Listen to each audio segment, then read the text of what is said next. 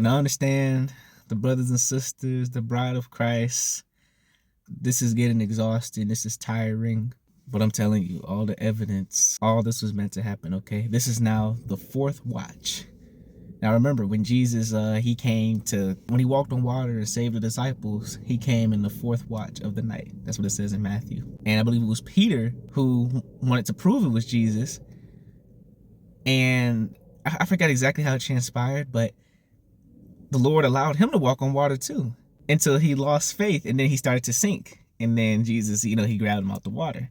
He's like, oh, you have little faith. That's how it is with the bride right now. Did he not sound an alarm and say that he was coming? Just because we've been incorrect in trying to figure out what the Lord is trying to convey doesn't mean that he's not still coming. So I'm going to say this before I get into everything. There's just no way the world is going to be business as usual, going into November. There is no way the rapture won't happen before November. I just don't believe that. Based off all the signs in the world, all the confirmations. But if I should be incorrect a fourth time, and if we go into November and nothing's changed and the rapture didn't happen, then I just can't keep defending this any longer. It's my hope that all this was true. And, it's not a waste of time. We brought so many people closer to God, won so many souls for the kingdom, turned so many Christians from their lukewarmness, to being on fire for the Lord, because the fear of the Lord is the beginning of wisdom. Remember when the 23rd and the 24th, those days passed on the Gregorian calendar, and Brother Scott came out with the Julian calendar, all right? And that video, the key most important detail that we missed was the fact that he said that Helengwe, she talked about the Gregorian, the Julian, and the Enoch calendar. But none of that is as important than this one key detail that we all missed. She told him that according to God's heavenly calendar, the full moon represented the head or the beginning of a new month.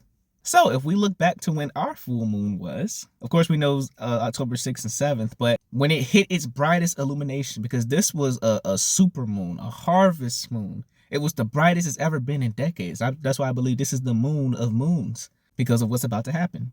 According to my time, Central Time, it was like, I think 11 p.m.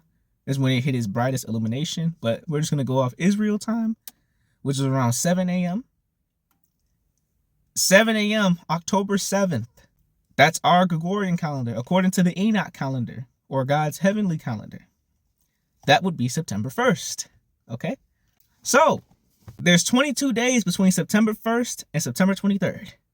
So we take October 7th, we do some simple math, we add 22 days. That puts you at the 23rd and the 24th of September would be October 29th and 30th on our Gregorian calendar. I know it looks like we're just moving the goalposts and pushing the dates back, but I'm telling you, this is all going to make sense. This is what we should have known the first time, okay? Why is this so interesting to me? Because Monday, October 13th, Joshua was informed that the 15 days would pass, and then on October 16th and 17th, the rapture of the church will take place. Now, one can see that as 15 days. I think we originally thought it would be the 14th and the 15th of October, but it still could be that. Or it could be 15 days. Because we add 14 days to October 13th, that's October 27th. But this is what's really interesting. If we go online and look up what today's date is right now, today, October 20th on the Gregorian calendar. If we research what today's date would be on the Julian calendar, that would translate to October 7th. All right? Because I guess we're like 13 days ahead. So, if September 23rd on the Enoch calendar is our October 29th, that's 9 days from now. If we add 9 days to the October 7th Julian calendar, behold, what do you get? That would be October 16th on the Julian calendar.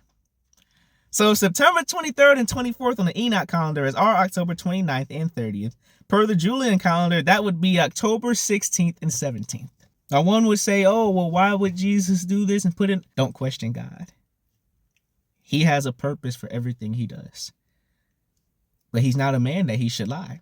So when he told Joshua the first date, 23rd and 24th, that's the That's really the only date, because that's the Enoch heavenly calendar date. But then when he comes back and says on the 16th and 17th, he means the Julian calendar, because that's the calendar that was used when he walked the earth, you know? So if Joshua should get any more messages from the Lord, the last and final date will probably be according to the Gregorian calendar. But it all still is September 23rd and 24th. I hope all this makes sense. Now, another interesting thing to notice is that, because people are like, oh, the fallen angels, they don't know that much information. You know, you're saying that they know the date? I'm telling you, they write the script, bro. Y'all don't understand. Why is it that they've been exposed that the Three-Eye Atlas interstellar object will reach its closest point to the sun on October 30th? And now they're warning of a solar flare coming soon that can cause major power outages across the whole globe, while the government is shut down, NASA's shut down, and all the other signs that we already know of. I would just say, hey, hold firm, pray about it. But I believe this is it. It just makes the most sense. Full moon starts the new month. That's what we should have known the first time when we said it was the 6th and 7th, but it says in the Word of God, you'll see some instances where the information was concealed from them until it was appointed for them to know certain things. So that was probably our situation. Just keep pushing through. Walk through the fire. Because if you truly trust in the Lord your God, you will not be burned. There will be a fourth person in that fire with you that looks like the Son of God. And you will be fine. Stay focused. Keep your lamps burning with oil. Keep holding on to the faith. Jesus is coming. Block out all the noise. Read your word and stay focused.